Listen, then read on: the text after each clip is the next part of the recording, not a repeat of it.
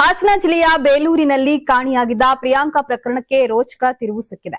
ಆತ್ಮಹತ್ಯೆ ಮಾಡಿಕೊಂಡಿದ್ದಾರೆ ಎಂಬ ಅನುಮಾನ ಹುಟ್ಟುವಂತೆ ಘಟನೆ ನಡೆದಿದ್ರು ನಂತರ ಬೆಳವಣಿಗೆಗಳು ಪ್ರಕರಣವನ್ನ ಸಂಪೂರ್ಣವಾಗಿ ಬೇರೆ ದಿಕ್ಕಿಗೆ ತಳ್ಳಿವೆ.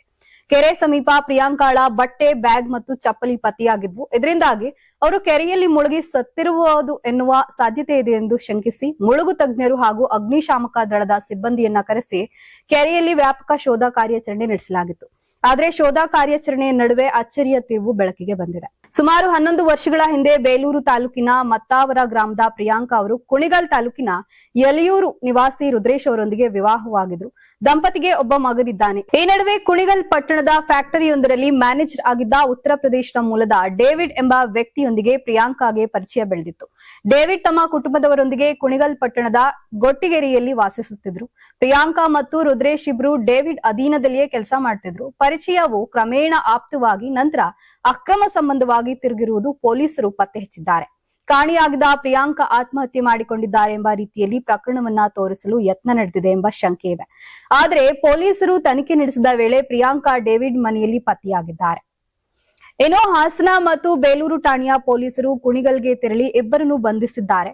ಡೇವಿಡ್ ಪತ್ನಿ ಕುಟುಂಬಸ್ಥರೊಂದಿಗೆ ನಿಧನ ಹಿನ್ನೆಲೆಯಲ್ಲಿ ತವರಿಗೆ ತೆರಳಿದ್ದರೆಂಬುದು ತಿಳಿದು ಬಂದಿದೆ. ಡೇವಿಡ್ ವಾಸವಾಗಿದ್ದ ಮನೆಯ ಮಾಲೀಕರು ಪ್ರತಿಕ್ರಿಯಿಸಿ, ಡೇವಿಡ್ ಕುಟುಂಬ ಸಮೇತ ನಮ್ಮ ಮನೆಯನ್ನ ಬಾಡಿಗೆಗೆ ಪಡೆದುಕೊಂಡಿದ್ರು, ಅಲ್ಲೇ ವಾಸಿಸುತ್ತಿದ್ರು. ಅವರ ಪತ್ನಿ ಮನೆತನದ ಕಾರ್ಯಕ್ರಮದ ಹಿನ್ನೆಲೆಯಲ್ಲಿ ತವರಿಗೆ ಹೋಗಿದ್ದಾರೆ ಎಂದು ಹೇಳಿದ್ರು. ಕಾಣೆಯಾಗಿದ್ದ ಮಹಿಳೆ ಮನೆಯಲ್ಲಿ ಇದ್ದ ವಿಷಯ ನಮಗೆ ತಿಳಿದಿರಲಿಲ್ಲ. ಪೊಲೀಸರು ಕರೆದುಕೊಂಡು ಹೋಗಿದ್ದಾಗ್ಲೂ ನಾವು ಗಮನಿಸಿರಲಿಲ್ಲ ಎಂದು ಹೇಳಿದ್ದಾರೆ. ಈ ಘಟನೆ ಸ್ಥಳೀಯವಾಗಿ ಭಾರಿ ಚರ್ಚೆಗೆ ಕಾರಣವಾಗಿದ್ದು ಪ್ರಕರಣದ ಬಗ್ಗೆ ಪೊಲೀಸರು ಹೆಚ್ಚಿನ ತನಿಖೆ ಮುಂದುವರೆಸಿದ್ದಾರೆ.